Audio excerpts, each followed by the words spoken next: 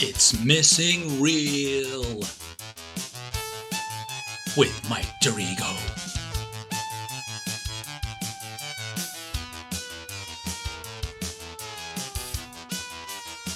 My mommy always said there were no monsters, no real ones, but there are. But we all know the very best monsters are the fake ones, the ones imagined and drawn and painted by the late great H.R. Giger. And that's one of the reasons why I just keep on doing alien movie podcasts. Yeah, hi, it's me again, talking about the Xenomorphs and their fourth screen appearance, at least of their own movie series, where they didn't have to mix it up with any Predators or shit like that. This is 1997's Alien Resurrection, directed by Jean-Pierre Jeunet, the director of Delicatessen and City of Lost Children, a visionary of sorts. This very, good filmmaker, really has an eye for the visual aspect of things, but he also has a very sort of, French sense of humor.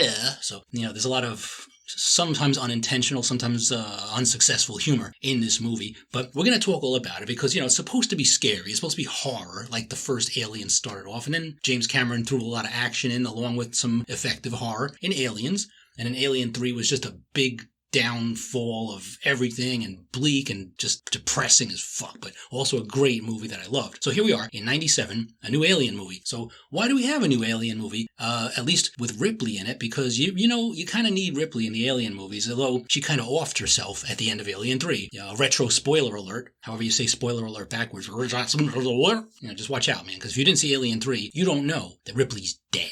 And if you listen to my podcast, you do. But you're supposed to have watched these damn movies, so screw it. Yeah, I'm sorry. If I spoil everything for you, whatever, don't watch it. But I do recommend watching Alien Resurrection if you like Alien movies, because it's cool. It's, it's not perfect. It's definitely not the best of the series, but it takes the story in a pretty neat direction. And it's cool because as this film opens, well, let's just talk about how it got made first, and then we'll talk about when it opened, because it wouldn't have opened if it didn't get made.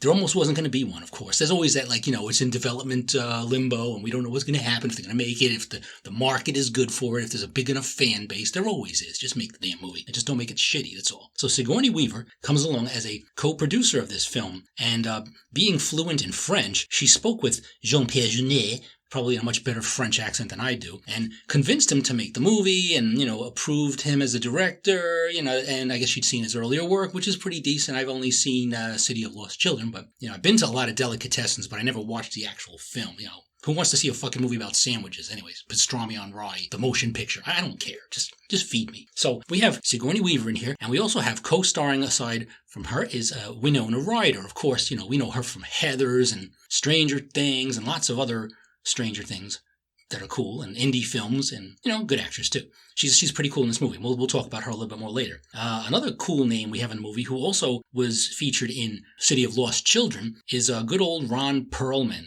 Ron Perlman, Hellboy himself. Actually walked right past the guy at a Fangoria convention some time ago. Oh yeah, that had to be him. And yeah, he was doing a little panel or something. And of course, from 87 to 90, he was on the TV series Beauty and the Beast, starring opposite Linda Hamilton, Sarah Connor. And he definitely was great casting for the Beast, because he just has this face, man.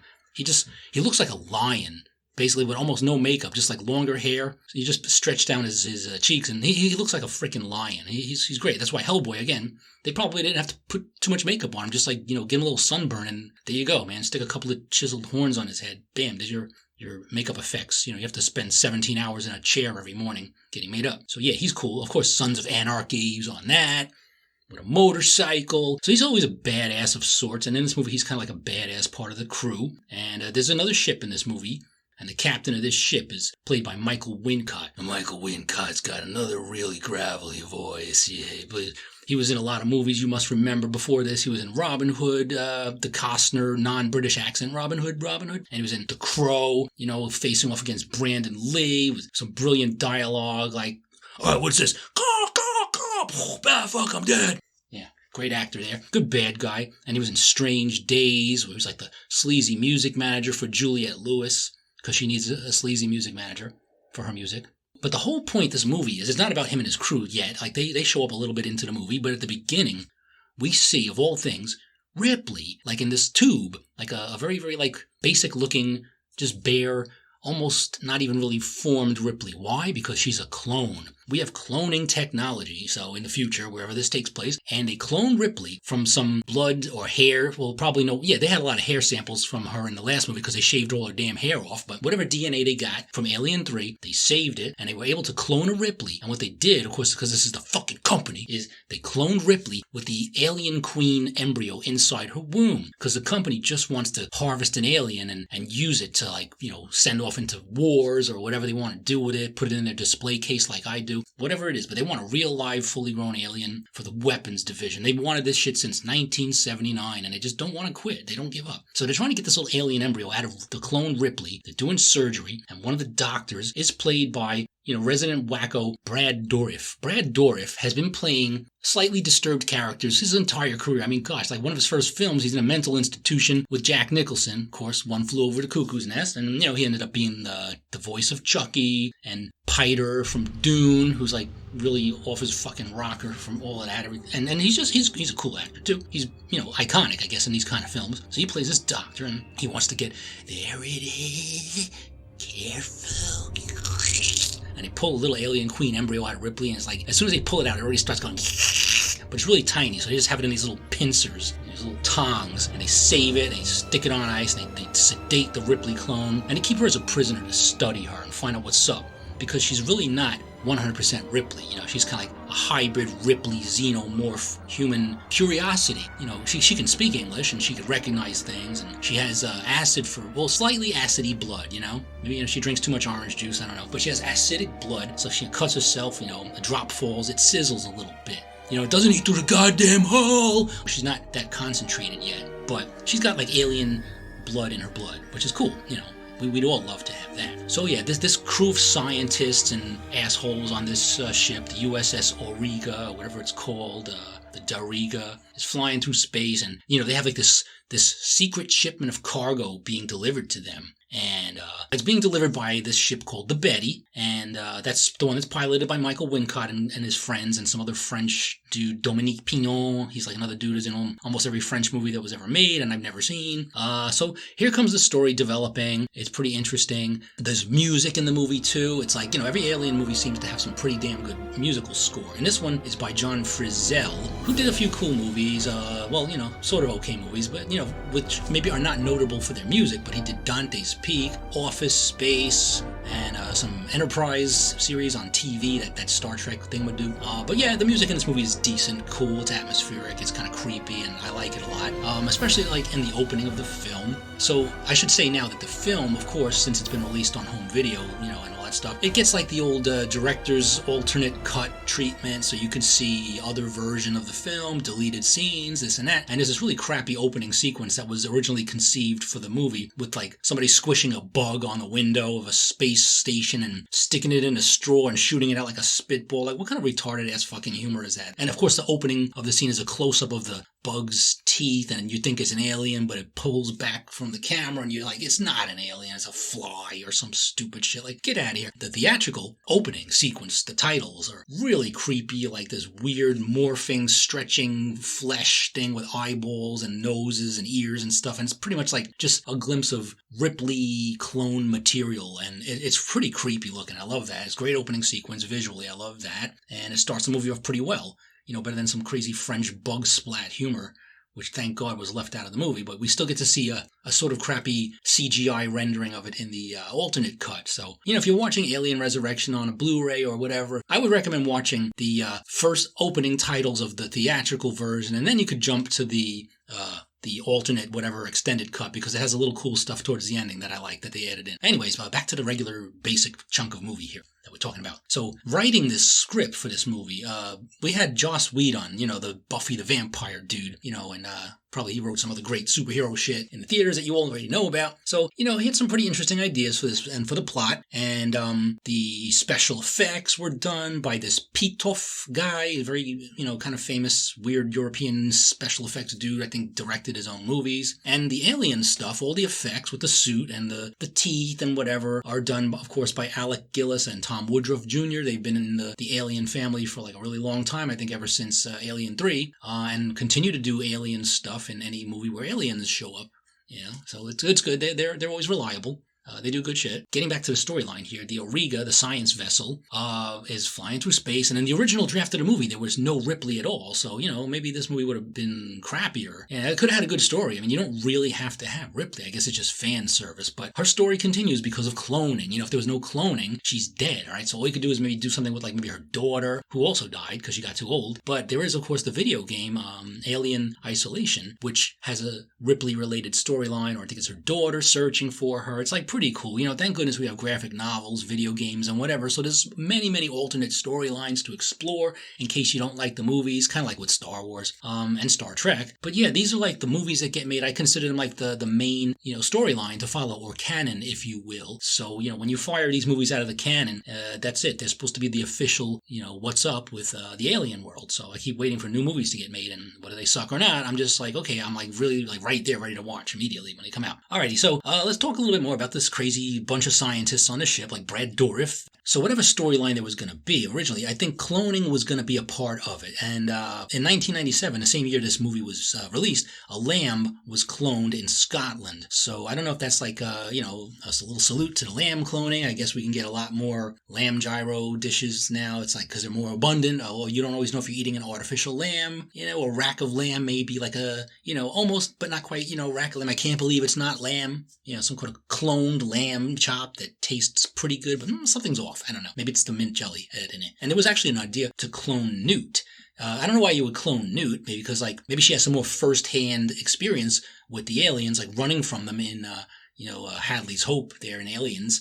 But cloning Newt would have been maybe only because maybe Sigourney Weaver doesn't want to do another Alien movie. So let's go see what's going on with Carrie Henn and her Oscar-filled shelf, after she did her role in Aliens. But I would have loved to see her and do something with her. Or, again, with Hicks, but, they all gone. They all died in Alien 3 opening sequence. So, all right, so the story that we do have is the cloned Ripley, and we got this asshole, General Perez, who's like the military commander here in charge, and he's played by Dan Hedaya, who you've seen in probably a lot of TV shows and shit back in the 80s. He was in Commando with Arnold. He was everywhere. But his character is very cartoonish. He has, like, these extremely bushy eyebrows, and he, like, reacts really unusually to most everything, like when the scientists are talking to him about, like, well, we have this creature, and it's like the replication DNA. Oh, replicated DNA. Oh, how stupid I am. Oh, stupid. So he's like a complete fucking cartoon of a character, and I can't like believe, but I guess that's the old French humor. I don't know, maybe everyone's like, Inspector Clouseau, and everything's got to be goofy and whatever, and I really don't understand, but, I'm not going to thumb my nose at this shit, whatever it is. So in a little bit of a callback to the original Alien, we have a ship's computer, but instead of being a woman voice, it's a man voice, and it's called Father, and some of the security around the ship is you have to get through doors by using your breath. Incorrect.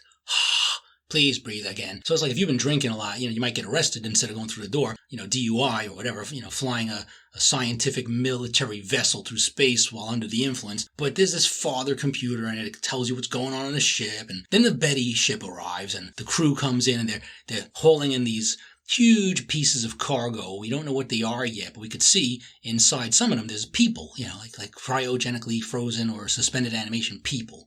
So, something's afoot here. It's the cargo, and they're being very secretive about it, whatever they're going to do with it. And, meanwhile, the alien queen that they pulled out of Ripley's belly there has grown into a big giant queen alien, and the actual alien head from Aliens was recovered from some collector's garage or whatever it was, and they actually just gave it a nice new paint job, and they used that for this film. When you see a nice camera move back and over the alien's head, like, wow, that's a big ass alien head. It's all shiny and wet and gooey like aliens are supposed to be, and it looks awesome. And the queen lays all the eggs, and they collect all the eggs and they put them in the fridge, and wait until they can be used or cooked into something. You want to make like an alien omelet or some shit. And there's a basketball court, of course, because science and military people have to have some recreation and athletics shit to do. So clone Ripley there is playing some basketball, and the crew shows up, and she has like this little flirtation thing with Ron Perlman, and it ends up being like a fist fight because she's very aggressive, and she gets punched too, or smacked in the face with the butt end of a rifle, and she bleeds out of her mouth, and a couple of drops fall down. You see this, her alien blood is acting up. We don't know what's going on. Well, I think like while this huge situation with like a standoff with the guns going on with these the crew, have some hidden weapons on them and stuff, and there's an alert, and Dan Hedaya there, the general, is sleeping, and the alert goes off, and he like sits bolt upright in bed, and all like comical looking. He's like these freaking hairy shoulders, man. He's got like hair standing like up 2 inches off his shoulders. Could have been like in a werewolf movie or something like that. So anyway, he rushes down to see what the hell's going on, and everything's going crazy in here because of the fight. They have to lock up the Ripley clone, and Winona Ryder, she sneaks into Ripley's cell there. She's very stealthy, very sneaky, and she talks to Ripley. She's gonna kill Ripley because she knows like she's like some abomination, like some recreated alien thing, and she's like about to kill Ripley, but Ripley is too slick, good reflexes. She catches the knife hand and she puts it through her own hand, and showing off her alien healing abilities and stuff. And you better go. They're looking for you. Yeah, she's very creepy, but I like Sigourney Weaver's performance in this because she's a little bit alien-y. Like, she's not really scared of aliens anymore because she's kind of like digging, what they're all about. She's kind of getting a little bit of their mojo in her own performance, and she moves like kind of like stealthily and sinister. She gets a whole body language down. It's pretty cool. The only thing that doesn't happen is her mouth doesn't open with a second set of teeth coming out, because that would have been a fucking awesome ending to this movie if she just like, shows up in front of the head scientist and's like, I have something to tell you. And like, puts the teeth right through his head. But that doesn't happen. I think that'd be the coolest thing ever. If they really do a clone alien Ripley, they should have done that. Maybe in another movie if she ever does one. I think if there's a final alien movie with Sigourney Weaver, which there still could be, despite she's getting a little bit up there in the years, and I'm sure she's had enough of this shit already. Yeah, it would be cool to do that. I'd like that. Write it. Somebody write it. Do it. Ridley Scott. Somebody. Anybody. Just not Jean-Pierre Jeunet. I don't know. I don't trust your French filmmaking. It's a little bit too artsy for me. So this Ripley, she sends Winona Ryder out of the room before she gets caught by these the military guys, snooping around like, oh, empty your pockets first. I don't trust you. After that shoplifting incident. And that was centuries ago. Once a thief, always a thief. But yeah, she goes out of there, and I think she steals couple of panels off the wall. I don't know, hides them under her dress. And then she's wandering around the ship, and let's see, like, all hell starts breaking loose because there's like Brad Dourif, in the lab looking at the aliens in there because the eggs hatched and all these big aliens, they use the cargo is actually human bait. There's a bunch of humans in these, I guess they stole people and they use them as the incubators for the alien eggs. You know about the whole life cycle of the aliens. I don't have to go through all that shit with you again, do I? So the alien eggs pop out, face huggers, chest bursters, turn into big giant xenomorph alien guys. So the big xeno alien guys are in the cell, a couple of them in the same cell together. Brad Dourif is like looking at them through the glass and like breathing on the glass and making kissy faces at them. I mean, he loves the Xenos even more than I do, I think. I wouldn't go that far. I'm not ready to like start, French kissing the fuckers, but he seems to love them. So he's doing all that and he's teaching them all about like, the pain response. Like, don't get all feisty in there or else I'll hit the button and like freeze your ass with like this, dry ice, liquid nitrogen shit. So the aliens learn their lesson. Like, okay, they stop threatening him when he holds his hand over the button. But eventually these aliens start fighting with each other. I don't know what they're saying. They have an argument about something like, who's going to get to make out with Brad Dourif first. And like, they start fighting and they start chomping into each other. And all the yellow acid blood starts spilling all over and burns through the floor. And the aliens fall out through the bottom of the floor. And Brad Dourif's like, oh no! Like they escape. And eventually they start killing people because they find the way around, to the other side of the glass, the safety alien-proof glass. And they start killing people. So there's like a red alert. You have to evacuate the ship. And then Ripley, like she knows the aliens are escaping because she has like this psychic link. Like I can feel them. It's like H.R. Giger's version of the Force. I fear something cool has happened. There's a great disturbance in the lab. So the aliens are running amok, and like now there's this huge escape thing going on. They're trying to like send out all the escape pods, and aliens are trying to climb into the ship and get launched on the escape pod straight to Earth. Now, up to this point, the aliens have not reached Earth yet, and they can't. It's like the last thing we want to happen. So one of them climbs into the ship just as it's about to launch off. But one last cool thing that Dan Hedaya does is he flicks a grenade, boom, boom, boom, perfect shot, boom, lands inside the can. The ship is just about to launch off and blows up in mid-space, which is beautiful because then it doesn't get to Earth. And no alien pieces will land because it's way too far. So the ship is being evacuated and aliens are running around. And Dan Hedaya, unfortunately, has an alien right behind him. And he doesn't realize it until it bites him in the back of the head. But instead of just a quick death, he has to stand there blinking in disbelief. And he reaches behind his head and he picks a piece of his brain out of and he looks at it on his fingers. And the alien is still behind him like it's watching him. Like it's almost like it's chuckling. I don't know. It's like, I just killed this fucker, but he doesn't know it. And Dan Hedaya eventually just dies. But it's pretty comical. I don't know. I like that scene. It's pretty funny. But anyway, he was a shitty character. I'm glad he's gone. So he's gone, dead, his hairy shoulders and all. I don't think the aliens want to chomp down on that, man. They'll be spitting it out and flossing their teeth for days. Now, these aliens are not all suit aliens. Most of them are played by Tom Woodruff Jr., but a lot of them are CG because they have like these weird bent legs, kind of like ostriches or whatever they are. Like, it's a slightly different design, so they can walk around and look cool. Maybe like almost like the velociraptors in Jurassic Park. They have these weird kind of reptilian legs. They look kind of cool. So they're walking around the ship. Michael Wincott is collecting guns. He just wanders off from the rest of the gang. I don't know what this fucking problem is. He had a hot girlfriend, and she's off with the rest of the crew. And he's collecting guns. He's picking one up off the ground, and it's like, it's kind of stuck. Like, this like gelatinous white goo. That's disgusting, man. But yeah, he takes the sticky gun too. He's just like collecting as many guns as he can. And unfortunately, he gets too greedy, and there's an alien under the ground, kills him and pulls him down there. He's dead. So yeah, the rest of the gang, led by Ripley, because they all meet up with her and like they go, "Oh, I thought you were dead." Yeah, I get that a lot. So she's clone Ripley, and she knows what's up with the aliens, and we're not really sure we trust her. But she's trying to lead the rest of the gang to another escape hatch or whatever they got to do to get this ship to not go to Earth, because it's on its way to Earth now. That's like what it does. It sets itself to return to base, and if it gets back to Earth with a whole shipload of aliens, we are in trouble here. So on their way to whatever other escape hatch they're looking for, whatever panel they want to go press buttons on, they pass by this aborted clone lab. This is probably the coolest scene in the entire film. One of the scientists is like, "Oh, you don't want to go in there." So Ripley goes in there, because I guess she sniffs it out or something. There's more of her DNA and alien stuff in the other side of the door. She goes in there, and there's these really creepy, fucked up looking, like, circus, carnival, freak show, test tube things filled with aborted fetuses of alien/Ripley creations that didn't quite work out, and they look really ghastly and really disturbing. And then there's one living Ripley thing on the table. It almost looks like The Thing, like John Carpenter's Thing was trying to turn into Ripley, and a crab and like a rubber tent all at the same time, and it's stuck in mid-transformation, and it's like stuck on his breathing machine, and it really needs to be euthanized so it could actually say, "Kill me." So Ripley gets the flamethrower, which she's so adept at, and toasts this thing, and then she blows up the entire lab, because it's like, yeah, I don't want to leave that shit behind. Let's delete all of my photos from Instagram and Facebook. They're a little bit embarrassing. Get rid of all that shit and put it behind you. Waste of ammo. And there's a couple of neat special effects in here. Even our pal Petoff there and another dude, Eric Henry, that did the special effects, worked on The Abyss, Total Recall, Batman Returns. So there's some kind of like, good pedigree of special effect people in this movie. And I like, there's some cool, neat shit.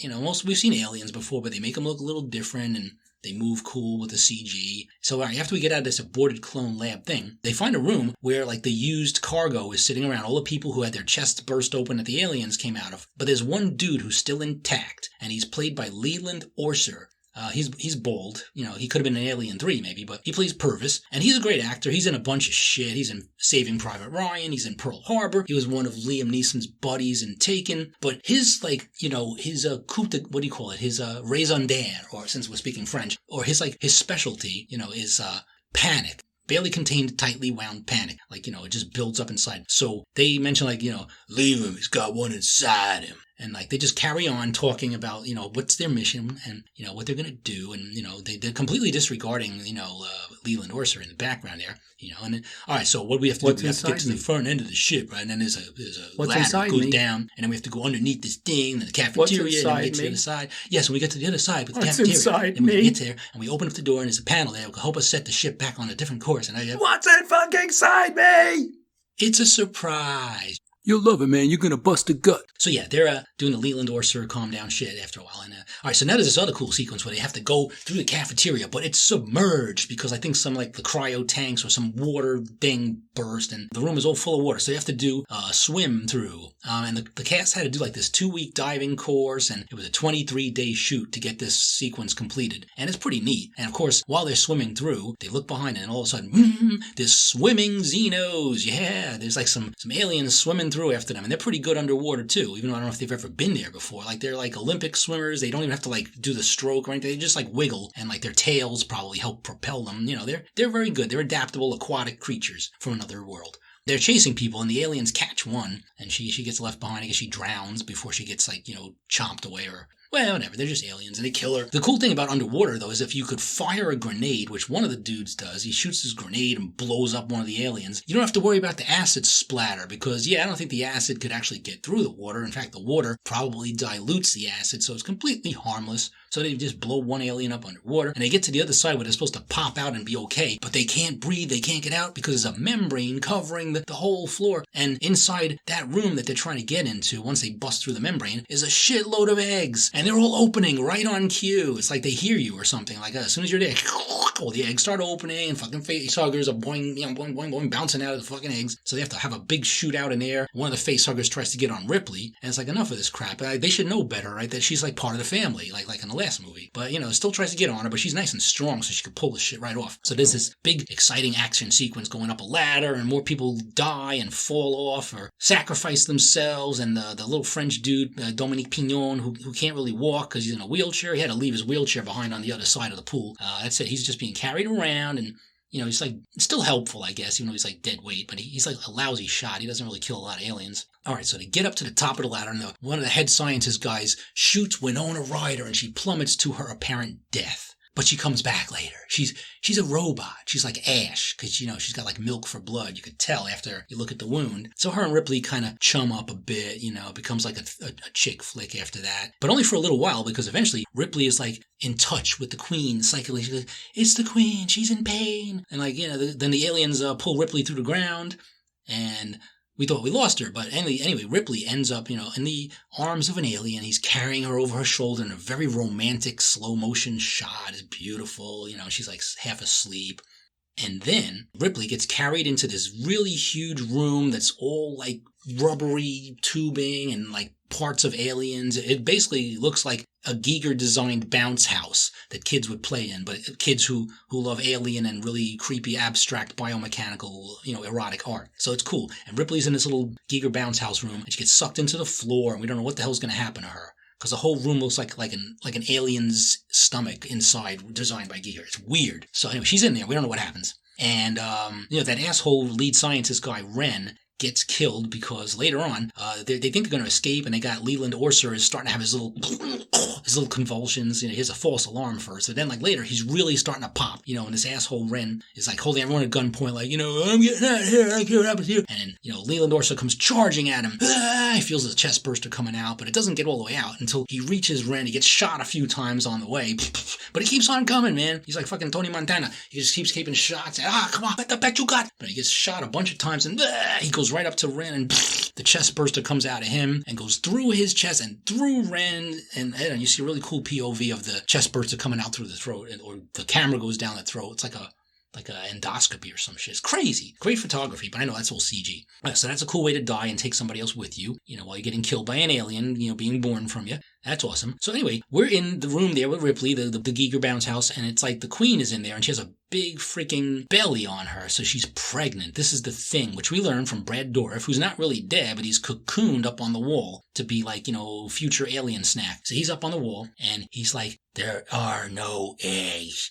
This is Ripley's gift, a human reproductive system. So that's it. Now the alien has a womb, and it's going to give birth like a human female, and out of her belly bursts the ugliest fucking monster I've ever seen in a movie, and it is really like disgusting. We're calling it the newborn, okay? And it doesn't look like a really good Giger designed alien monster, and we'll talk about Giger later too. So this monster is horrible looking. It's like a wet skull. It looks like somebody just like took a bunch of milk, wet plaster, and just dumped it over a skull, let it drip, and it's like this really drippy, white, ugly-ass thing. It's horrible. Like, it looks ridiculous. It's not really as scary as it needs to be. It's just like, ugh, and if you're used to seeing all these, like, creepy, slobbering aliens all over the place, and you don't say, ugh, when you see them, you're kind of like, wow, that's cool. This is, ugh, and I don't like it. So, like, the coolest monster that we've never seen before turns out to be, like, a real eyesore. Can barely stand looking at it. Has horrible sound effects, too. Like, its voice is, like, really annoying. I'm not going to try to impersonate it, because it's awful. It's not good. I don't know. It's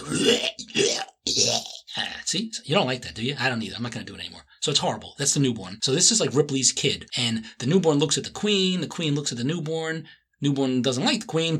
Chops it up and like bites its fucking head off, bleeds to death, kills its sort of mommy. Then it looks at Ripley, it's other mommy. It's like it's a surrogate mommy, or it's like a donor mommy. I think Ripley just donated the DNA, so she's like the donor. So, the newborn likes the donor better. It's like it all sniffs up to Ripley like a little puppy and stuff, and Ripley gets along with the newborn, although we don't know if she's disgusted by it, because I sure am. And then the newborn looks up and he sees Brad Dourif. Yes, you are a beautiful, beautiful butterfly. And eats Brad Dourif's head. Come on. Like he wants to be, alien food. Great. I guess that fulfilled your scientific aspirations. It's just too bad you have nothing to record it for posterity. All right, so the newborn's chomping down on Brad Dourif, and Ripley climbs out of the bounce house and figures let me get the fuck out of here and rejoin the humans. I think it's a better party out there. So Ripley finally reunites with them just as they're about to escape on the Betty. They get on the ship, and they think they're going to be gone. When we get to the end of the movie, which is pretty good, let me just first tell you that Joss Whedon originally wrote about 5 different Earthbound endings to this film, and the studio was suggesting, why don't we crash the ship into the Eiffel Tower? Yeah, that would piss off Genet, wouldn't it? Yeah. This is for making that fucking delicatessen movie. Shit, you little frog bastard, yeah. But no, they didn't do that. It doesn't crash into the Eiffel Tower. But as we're going on the escape, and Ripley just gets in there just in time, the door doesn't quite close properly, so that's kind of giving you a hint what's going to happen next, right? So they're about to go. Winona Ryder is in the cargo hold trying to see what other shit she can steal, and then she runs face to face to the newborn. This ugly-ass bastard thing, which has these like really deep, dark, human-looking eyes inside the skull. These eyes, like they narrow a little bit, they squint at you. They were kind of inspired by Clint Eastwood. The Clint glint that he does in all those Josie Wales and Man with No Name, good, bad, and really fucking ugly movies that he did. So, yeah, this is like a big, showdown between Winona Ryder and the newborn alien thing. And, all right, I'll put everything back. I'm sorry. I didn't mean it. I was listening to Jane's Addiction. I couldn't help it. So then Ripley shows up and she's like trying to distract the newborn. And she has that cut on her hand that just doesn't heal no matter what. So whenever she wants to, she can just flick her hand and some alien acid blood goes flying. So she's so perfectly aiming, just flicks some blood onto this little glass panel on the door. The airlock. Yeah, there's always airlocks in these alien movies. And that's how you usually get rid of your aliens at the end. You just suck them out into space. So what we're trying to do here is get rid of the fucking newborn because it's ugly. We don't know if it's friendly or not, but we don't need it. We don't want to look at it. So this little hole pops open in the glass door, this space-proof pressurized glass, and like all the air starts sucking out. It's like the size of a quarter, like the diameter of this hole. And then the newborn, from all this air force, it's strong enough to pull the newborn up against the door. It gets pulled up against the door and, flailing and trying to reach out and grab Ripley and Winona. But it starts getting sucked out like a whole busts open in its back, and all of the juices and the innards and organs and stuff start getting sucked out into space. And it's like,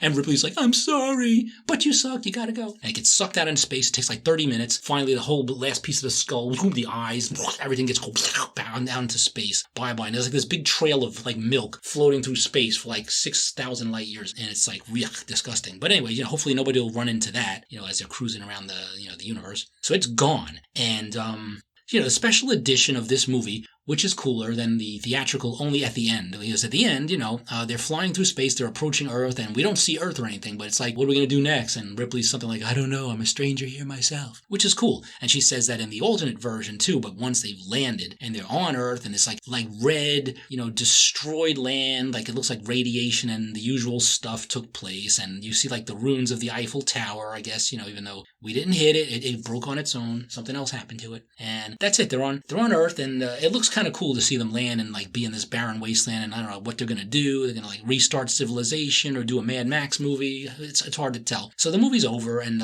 it's kind of open-ended. We don't know, maybe something else will happen. Maybe there could be more story for Ripley and people who survived. I think the only survivors were like Winona, Ron Perlman, the little French wheelchair dude, and like Ripley, and that's it. Unless there's any more eggs on the ship. There's always eggs. You gotta look, check for eggs before you leave the ship, just in case more aliens come in a new movie. So yeah, this movie is, again, pretty watchable, pretty fun, good, not really that scary, but it does carry on the alien storyline pretty well, and the story of Ripley gets like a new closure as opposed to the previous closure. I kind of like the cloning thing is quite plausible sometime in the future, I guess. We can clone a sheep, we can clone a human, and even if it's got an alien embryo inside of it, that'd be kind of neat, for whatever your intents and purposes are. It's neat to have this ending, and I don't know if there's going to be any more Ripley stuff, but it's a cool enough movie. I'm glad it exists. It's not horrible. A lot of fans hated it. As far as our pal H.R. Giger, whose designs were kind of like dismissed a little bit in Alien 3, and him and Fox Studios kind of had like a falling out. He apparently liked this movie, thought it was really good, and thought that the designs of the regular Alien life cycle were faithful to his original designs, more so than they were in Cameron's or Fincher's Alien movies. However, the newborn, I don't know. I still don't have any comment on the newborn. I don't think he would have liked it. It's like if you could just make Giger go, it's disgusting, it must really suck. And I think it sucks. So, I mean, I wish he designed like the newborn. That would have been beautiful if we got like a really fucked up Giger creature to be the newborn. It would have been worth seeing this whole damn movie and watching. And then maybe I would be upset that it dies. Because, you never want to destroy the work of Giger because it's just, it's magnificent. And the newborn is crap. I don't like it. And the movie itself, well, however divided we might be on it, that was it. That was Alien Resurrection, and if you're going to speak French a little bit more and make any final comment on this film, you may say, "Ce film est de la merde." And that's all I got to say about Alien Resurrection and Jean-Pierre Jeunet, who introduces it on the Blu-rays like, it is not a director's cut, but it is a movie I intend you to see a different way. I hope you like it, and so here's Alien Resurrection. And merci beaucoup for listening to my podcast, and I hope that you'll all come back for another one. Have fun, and look forward to more Alien shit, because there is more on the way, and I will just keep on churning it out because I am a xenophile too. Now, if you'll excuse me, I have to go make out with a xenomorph. Catch you all later. Be well, and cheers.